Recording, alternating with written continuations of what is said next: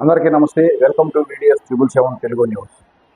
Cricket అభిమానులతో పోటెత్తిన ముంబై సముద్ర తీరం. నారీమన్ పాయింట్ నుంచి వాకండే స్టేడియం వరకు రోడ్ షో నిర్వహించిన అభిమానులు. వాకండే స్టేడియంలో T20 ప్రపంచ కప్ విజేత జట్టుకు సన్మానం. జట్టు సభ్యులకు 1.25 కోట్లు నజరానాను బహుకరించనున్న BCCI.